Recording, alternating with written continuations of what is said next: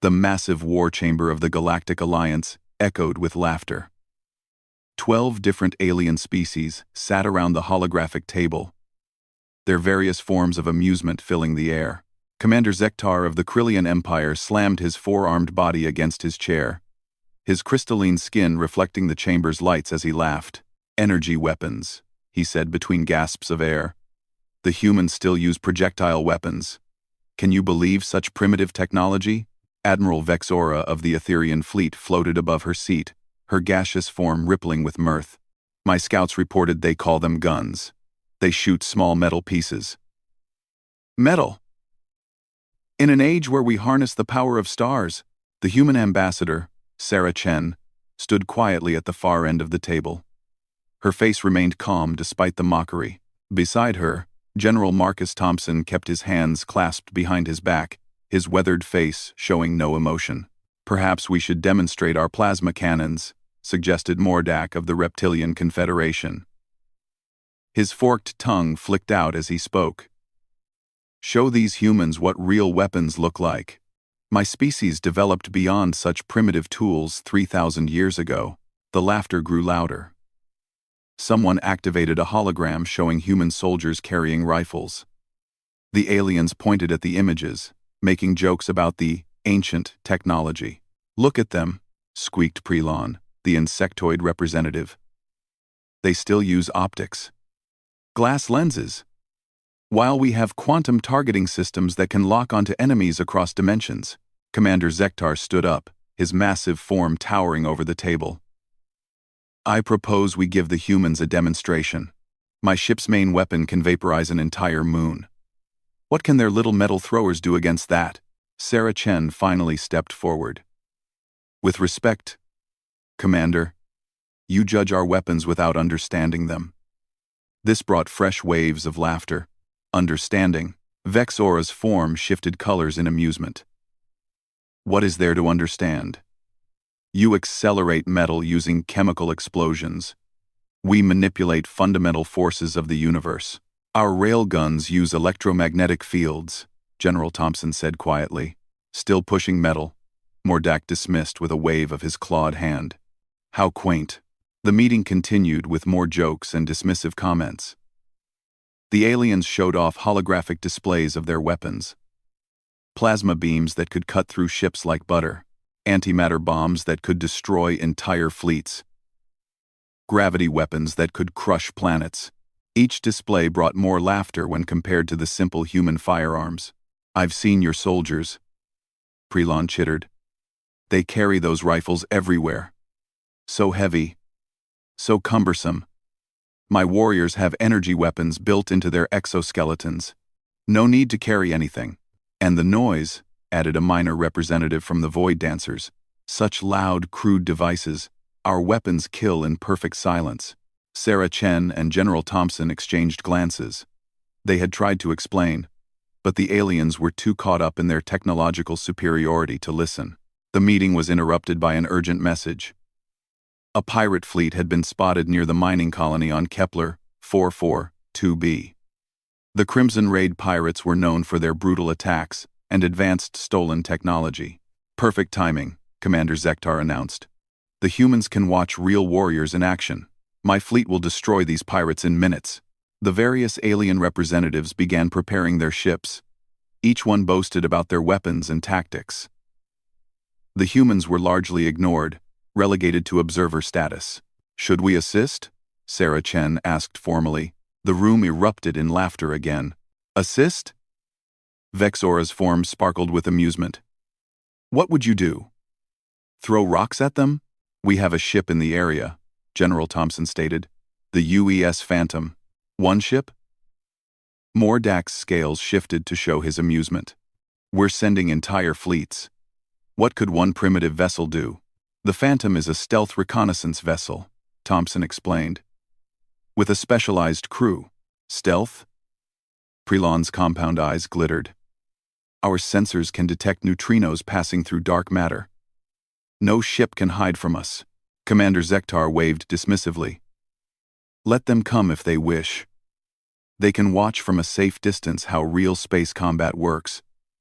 Perhaps they'll learn something." The alien fleets began mobilizing. Dozens of massive ships with glowing energy weapons and shields that shimmered like soap bubbles. Each race tried to outdo the others in displaying their military might. The human representatives were given access to the tactical display, but were placed in an observation area, away from the main command centers.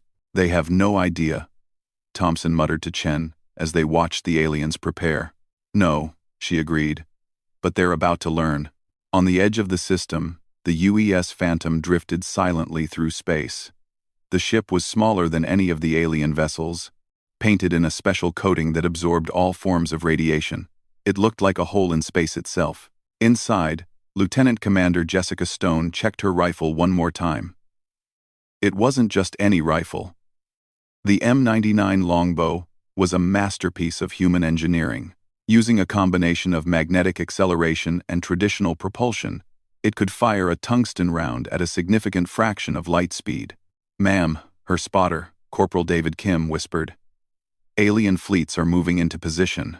Stone nodded, adjusting her position in the specially designed chamber. The rifle was connected to the ship's systems, allowing for calculations that would have been impossible for a human mind alone. "Let them play with their light shows," she murmured. "We'll do what humans do best." The alien fleets arrived at Kepler 442b with great fanfare. Energy weapons charged, creating spectacular light displays.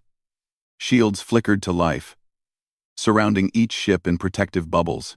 The pirates were waiting. Their fleet was smaller but consisted of stolen and modified ships from various races. They had the best technology money could steal. "Surrender now," Commander Zektar broadcast. "Face the might of the Galactic Alliance." The pirates responded by opening fire. Plasma beams lanced through space. Antimatter torpedoes streaked toward their targets. The battle erupted in a chaos of energy and light. The alien fleets responded in kind. The space around Kepler 442b became a storm of exotic weapons. Ships maneuvered using faster-than-light skips, appearing and disappearing like cosmic ghosts. In the command centers, the alien leaders shouted orders and boasted about their kills. The tactical displays showed a swirling melee of ships and weapons. No one noticed the small, dark ship holding position several light seconds away. Stone watched through her scope, the advanced optics compensating for the vast distance. The computer systems tracked hundreds of targets, calculating trajectories and weak points. "Target acquired," Kim reported. "Pirate command ship. Shield frequency analyzed." "Target acquired. Shield frequency analyzed." The pirates had stolen Etherian shield technology, among the best in the galaxy. The shields could stop any energy weapon, adapting to different frequencies in nanoseconds. But they were designed to stop energy, not matter. Stone took a breath, feeling the rifle's systems sync with her heartbeat. The tungsten round in the chamber was no bigger than her thumb but engineered to perfection. It would maintain cohesion even at incredible velocities. "Wind?" she asked, knowing the question was ridiculous in space but following protocol. "No atmospheric interference. Gravitational calculations complete. You have the shot." The battle raged on. Ships exploded in brilliant flashes. The aliens were winning but taking losses. Their weapons were powerful but also obvious. Every shot announced their position. Every shield flare showed their location. Stone squeezed the trigger. The rifle made almost no sound in the vacuum, just a slight vibration through the ship. The tungsten round accelerated down the magnetic rails, then received an additional boost from the chemical propulsion. It left the barrel at 20% the speed of light. At that velocity, the round crossed the vast distance in seconds. The pirates' shields, designed to stop energy, offered no resistance to the hypersonic projectile. It punched through the hull like it wasn't there. Inside the pirate command ship, chaos erupted. The round had been precisely aimed, taking out their main reactor. Secondary explosions began cascading through the vessel. In the alien command centers, confusion reigned. "What happened?" Zektar demanded. "Who fired?" "No energy discharge detected," reported a sensor operator. The pirate ship just exploded. Before anyone could investigate further, Another pirate vessel suffered catastrophic damage. Then another. Each time, internal explosions suggested critical systems had been surgically destroyed. Impossible, Vexora gasped. Our sensors show no weapons fire. The pirate fleet, realizing they were under attack from an unknown source, began to panic. Ships tried to flee in different directions. But one by one, they continued to suffer critical hits. Stone worked methodically. Each shot was calculated and precise. The rifle's advanced systems allowed her to predict where ships would be, accounting for their movement. The tungsten rounds were virtually invisible against the black of space, and at their velocity, they hit before any sensor could detect them. 15 kills, Kim reported quietly. No detection. The remaining pirates surrendered, begging for mercy from an enemy they couldn't see or understand. In the command centers, the alien leaders stared at their displays in shock. Half the pirate fleet had been destroyed by an invisible enemy. Run full spectrum analysis, Mordak ordered. Something hit them. The analysis would eventually show tiny holes in the pirate hulls, perfectly placed shots that had destroyed critical systems. But for now, the aliens could only stare in confusion. General Thompson allowed himself a small smile. Should we tell them? Sarah Chen shook her head. Let them figure it out. Maybe they'll think twice before laughing at human weapons again. The UES Phantom maintained its position, invisible against the stars. Stone began packing up her rifle with the same careful precision she had used to fire it. The aliens had their energy weapons and their shields and their faster-than-light technology. But humans had spent thousands of years perfecting the simple art of throwing rocks. They had just gotten very, very good at it. The Grand Assembly Hall buzzed with nervous energy. 3 days had passed since the battle at Kepler 442b. And the alien commanders still couldn't explain what had happened. Sensor data was analyzed and reanalyzed. Debris from the destroyed pirate ships was collected and studied. Commander Zektar stood before the gathered representatives, his crystalline skin darker than usual, a sign of deep concern among his species. The analysis is complete. The pirate ships were destroyed by kinetic impacts. Physical projectiles. A murmur ran through the crowd. Impossible, Admiral Vexora protested. Our sensors would have detected any ship firing such weapons. The energy discharge alone. There was no energy discharge, interrupted Dr. Sylvan, the Arcturian chief scientist. His 6 eyes blinked in sequence as he brought up a holographic display. These holes were made by projectiles traveling at approximately 20% light speed. The kinetic energy was enormous, but the projectiles themselves were nearly invisible to our sensors. The room fell silent. General Marcus Thompson stood near the back, his face carefully neutral. Beside him, Sarah Chen watched the aliens process this information. 20% light speed? Mordak's scales shifted to a color of disbelief. That's impossible with chemical propulsion. The humans use a hybrid system, Thompson said quietly. Every alien in the room turned to stare at him. Magnetic acceleration followed by chemical boost. We've been perfecting the technology for decades. Zektar's 4 arms gestured wildly. But the precision required, the calculations, at that distance, hitting moving targets. We call them snipers, Thompson continued. Humans have a long history of precision shooting. We've simply adapted the skill to space combat. Prelon's antennae twitched anxiously. One of your soldiers did this? One person? Destroyed half a pirate fleet? Lieutenant Commander Jessica Stone, one of our best. The silence that followed was deafening. The same aliens who had laughed at human weapons just days ago now looked deeply unsettled. Show us, Vexora demanded. If this is true, demonstrate this weapon. Thompson nodded to Chen, who activated her communication device.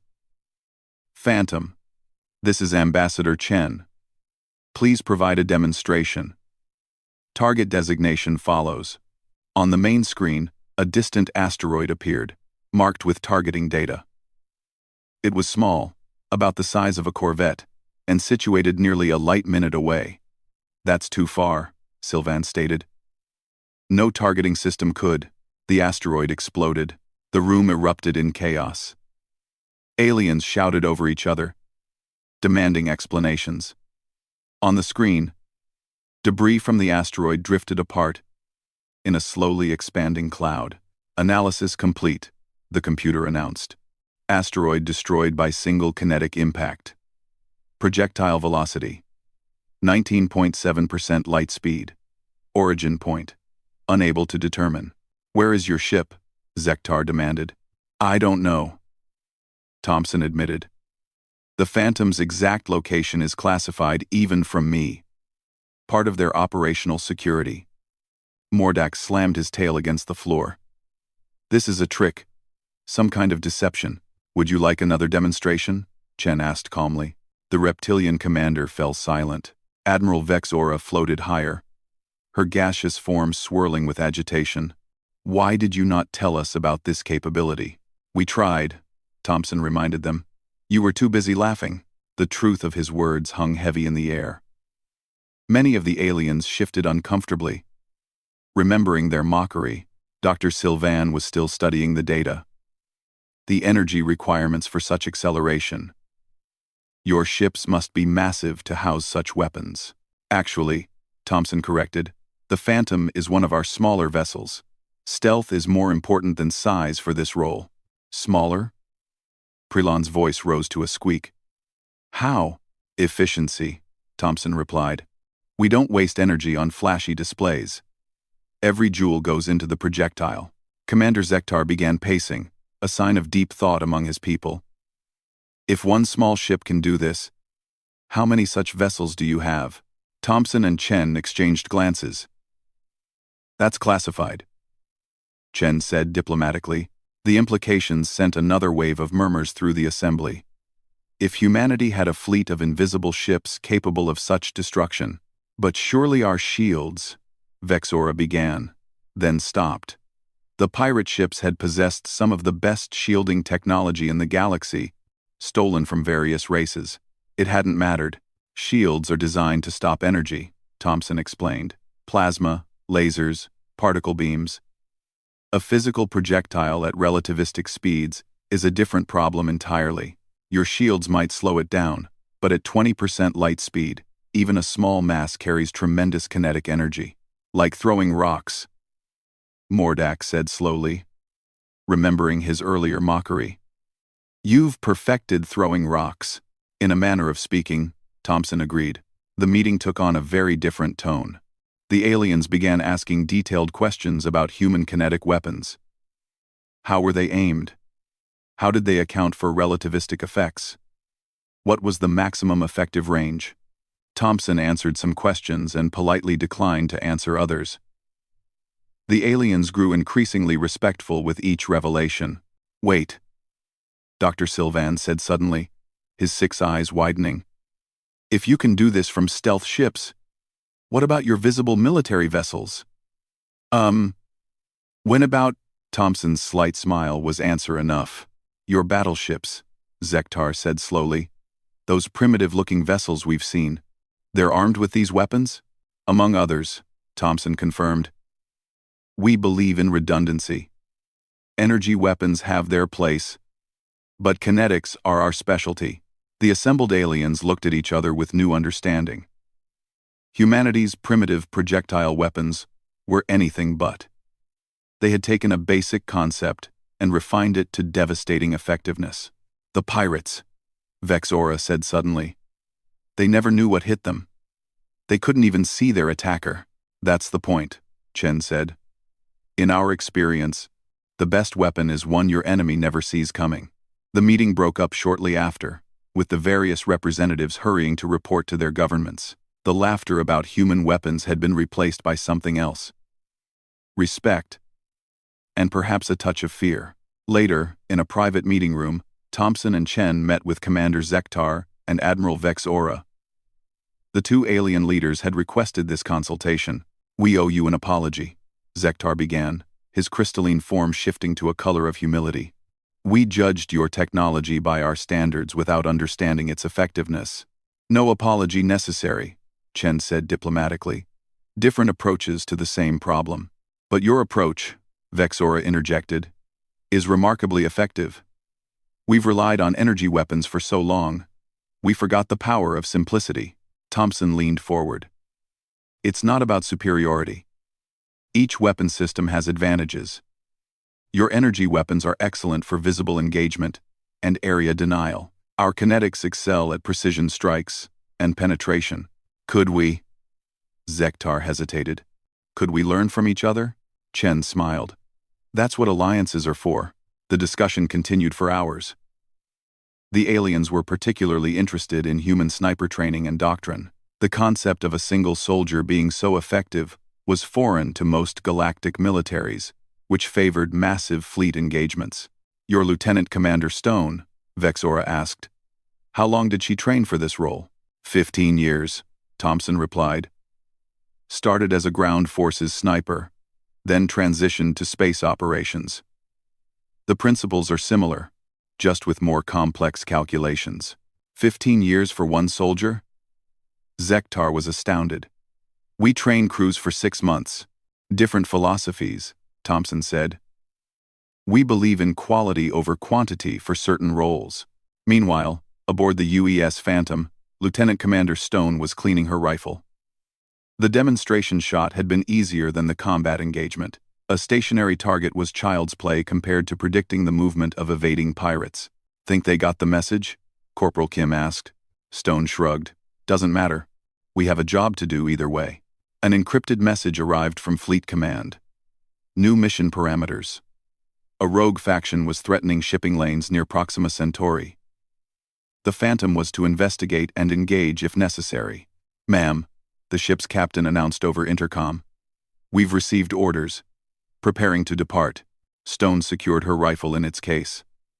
The aliens might now know about human kinetic weapons, but that didn't make them any less effective.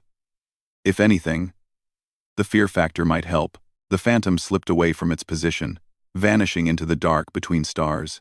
No one saw it go. Back in the assembly hall, the aliens continued their discussions. Plans were made for joint training exercises.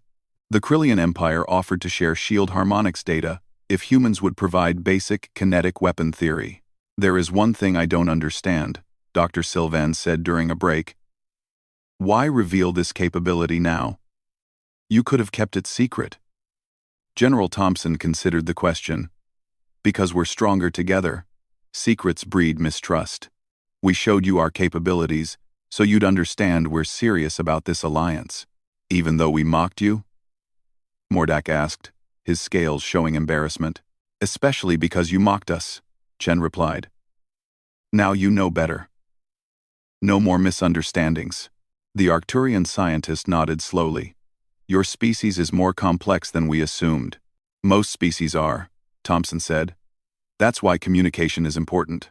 As the meetings continued, reports began coming in from across the galaxy. The news of human kinetic weapons had spread rapidly. Some species expressed concern, others interest. A few even admitted they had similar technologies but had abandoned them in favor of energy weapons. Perhaps, Admiral Vexora suggested, we should form a joint task force. Combine our technologies and tactics. The Galactic Alliance Defense Fleet? Zektar proposed. Chen nodded. Humanity would be honored to participate. The seeds of a new military doctrine were being planted. Energy weapons and kinetic weapons working in concert. Visible fleets and invisible snipers. The combination would prove formidable. But for now, the aliens had learned an important lesson. Never underestimate human weapons. What looked primitive might be devastatingly effective. And somewhere in the dark between stars, the Phantom continued its silent hunt, proving that sometimes the oldest weapons were still the best. 6 months after the revelation at Kepler 442b, the galaxy faced its greatest threat. The Devourers had returned. The ancient enemy emerged from dark space like a plague of metallic locusts. Their ships were biomechanical nightmares, constantly adapting and evolving. They had conquered a third of the galaxy 10,000 years ago before mysteriously vanishing. Now they were back, and their technology had evolved beyond recognition. The emergency session of the Galactic Alliance convened on Unity Station. Representatives from every major species gathered, their usual rivalries forgotten in the face of extinction. They've already consumed 3 systems, Commander Zektar reported. his crystalline form nearly black with stress. "Our weapons are useless. They adapt to our energy frequencies within minutes." Admiral Vexora's gaseous form flickered with fear. The Etherian Third Fleet engaged them at Sigma Draconis. Our most powerful plasma weapons barely scratched their hulls. Then I learned. The next volley was absorbed completely. General Marcus Thompson studied the tactical displays. The Devourer ships moved like living things, their surfaces constantly shifting and reconfiguring. Energy weapons from the Alliance fleets struck them in dazzling displays of light, only to be absorbed or reflected. "They're learning from every attack," Dr. Sylvan observed, his 6 eyes tracking the data streams. "Each weapon used against them makes them stronger." Sarah Chen leaned toward Thompson. "Have they encountered kinetic weapons yet?" "No," Thompson replied quietly. "And I think it's time they did." The human general stood, drawing attention from the assembled aliens. "The Galactic Alliance Defense Fleet needs to coordinate. Energy weapons for distraction and area denial. But we have something they haven't adapted to yet." "Your kinetic weapons," Mordak said, his scales shifting with hope. "But will they work against such technology?" "Only one way to find out," Thompson replied. "But we'll need your help. The Devourers adapt quickly. We need to hit them hard and fast before they can evolve countermeasures." Plans were rapidly drawn. The combined fleet would engage the Devourers at the Vega system, where the enemy was consolidating before their next push. Energy weapons would provide cover, while human kinetic specialists struck at critical targets. The UES Phantom was already in position, along with 6 sister ships that had remained hidden until now. Lieutenant Commander Stone studied the Devourer vessels through her scope, watching their surfaces writhe and shift. "Ugly bastards," Kim muttered. "How do we even find vital spots on those things?" "Same way we always do," Stone replied. "Watch and learn." The Alliance fleet dropped out of hyperspace in perfect formation. Hundreds of ships from dozens of species. Their energy weapons creating a lethal light show. The Devourers responded immediately, their vessels splitting apart and reforming like metallic amoebas. Plasma beams struck the enemy ships, only to be absorbed by their adaptive hulls. Antimatter torpedoes detonated harmlessly against shields that learned and evolved with each impact. The Devourers began returning fire with weapons that mimicked and improved upon their attackers' technology. "Now," Thompson commanded from the human flagship, UES Defiant. From 7 different positions, human snipers fired. Tungsten rounds accelerated to relativistic speeds crossed the battlefield in seconds. Unlike energy weapons, there was no visible beam to trace, no energy signature to analyze. The first round struck a Devourer command node. The kinetic impact was devastating, punching through adaptive armor that had shrugged off terawatts of energy. The hole was small, but the shockwave inside the ship was catastrophic. Stone watched through her scope as the Devourer vessel convulsed. Its adaptive systems tried to respond, but physical damage was different from energy absorption. You couldn't adapt to having a hole punch through critical systems. "Target down," she reported. Moving to next. Across the battlefield, the pattern repeated. Invisible death struck Devourer ships with surgical precision. The enemy's adaptive technology, so effective against energy weapons, offered little protection against simple physics. Mass times velocity squared. The oldest equation in warfare. The Devourers tried to adapt. Their hulls began thickening, adding layers of armor. But this made them slower, easier targets. They tried dispersing into smaller units, but this made them vulnerable to area-effect energy weapons from the Alliance fleet. "They're confused," Vexora reported with amazement. "They don't know how to adapt to both threats simultaneously." It was true. The Devourer's evolution-based strategy required understanding what they faced. Energy weapons were easy to analyze and counter, but kinetic rounds left only destruction in their wake, no energy signature to decode. Commander Zektar led his fleet in a coordinated plasma barrage. "Keep them busy, give the humans clear shots." The battle took on a deadly rhythm. Alliance energy weapons forced the Devourers to maintain their adaptive shields, draining power and attention. Then, kinetic rounds would strike with lethal precision, targeting command nodes, power cores, and propulsion systems. The UES Defiant emerged from behind an asteroid, revealing humanity's true military power. The battleship was a far cry from the sleek energy weapon platforms of other species. It was built for one purpose: delivering devastating kinetic strikes. Main gun online, the weapons officer reported. Target locked.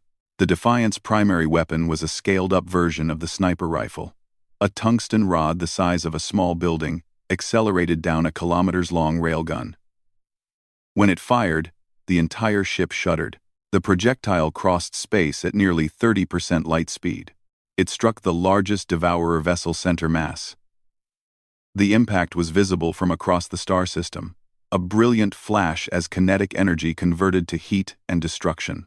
The Devourer mothership didn't explode. It simply ceased to exist in any meaningful way. Reduced to an expanding cloud of superheated vapor. Impossible, breathed Dr. Sylvan from the Alliance command ship. The energy release. E equals mc squared, Thompson said simply. At those velocities, even small mass becomes significant energy. The destruction of their mothership sent the Devourers into disarray. Their adaptive network relied on centralized processing to share evolutionary data. Without it, individual ships began making contradictory adaptations. Some thickened their armor against kinetics, making them vulnerable to focused plasma beams. Others enhanced energy shielding, leaving them open to railgun strikes. The coordinated threat became a scattered rabble. Press the attack, Thompson ordered. All ships. Fire at will. All ships. The combined fleet unleashed everything they had: energy weapons and kinetic rounds, antimatter torpedoes and hypervelocity projectiles. The Devourers tried to flee, but hyperdrive systems designed for energy efficiency were vulnerable to physical damage. One by one, the nightmarish vessels were destroyed. The ancient threat that had terrorized the galaxy was reduced to drifting debris. As the last Devourer ship exploded under combined fire, a cheer went up across the Alliance fleet. They had done the impossible. Defeated an enemy that had conquered a third of the galaxy. In the aftermath, as salvage crews collected Devourer technology for study, the various species gathered again on Unity Station. The mood was vastly different from 6 months ago. "We owe you a debt," Commander Zektar said formally to the human delegation. "Without your weapons, we would have been consumed." "We all played our part," Thompson replied. "Your energy weapons kept them distracted and drained. It was a team effort." Admiral Vexora floated forward. "Still, we must acknowledge the truth. We mocked your technology as primitive. That arrogance nearly cost us everything." "Then let's make sure we learn from it," Saracen suggested. "The galaxy is vast. There may be other threats out there. We're stronger together, combining our technologies and tactics." Dr. Sylvan had been analyzing the battle data. The Devourers' adaptation was their strength and weakness. They could counter any single threat perfectly, but multiple different threats overwhelmed them. "Diversity and unity," Mordok agreed, his scales shifting to show approval. Each species bringing their unique capabilities. The Galactic Alliance Defense Fleet was formally established that day. Energy weapons and kinetic weapons would work in concert. Stealth ships and visible fleets would coordinate.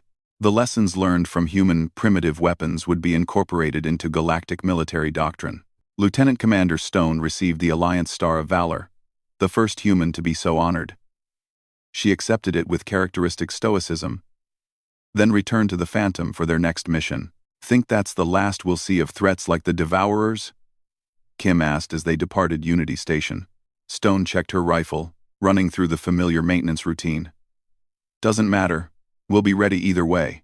The human kinetic weapons were no longer a secret. Training programs were established to teach the principles to other species. Some took to it better than others. The Krillians, with their 4 arms, proved surprisingly adept at the calculations required for long-range targeting. But humans remained the masters of the art. Generations of hunters, soldiers, and marksmen had given them an intuitive understanding of projectile physics that no amount of training could fully replicate. It's not about the technology, Thompson explained to a mixed group of military officers. It's about the mindset. Patience. Precision. One shot, one kill. That philosophy doesn't come from advanced science. It comes from thousands of years of survival. The galaxy had learned not to laugh at human weapons, but more importantly, they had learned not to dismiss any technology as primitive. Sometimes the old ways were old because they worked. In the years that followed, the Alliance faced other threats. Pirates with quantum phase shields, raiders with time distortion fields. Each challenge was met with the combined might of energy and kinetic weapons, adaptation and steadfastness. And in the dark between stars, human sniper ships continued their silent vigil, watching, waiting, ready to deliver invisible death to any who threatened the peace. The aliens had laughed at projectile weapons. They had mocked the primitive humans with their chemical propulsion and metal slugs. But when the fate of the galaxy hung in the balance, it was those same primitive weapons that tipped the scales. Sometimes, throwing rocks was exactly what the situation called for. Humans had just gotten very good at throwing them very, very fast. The galaxy would never forget that lesson. And somewhere in the void, Lieutenant Commander Jessica Stone cleaned her rifle and smiled.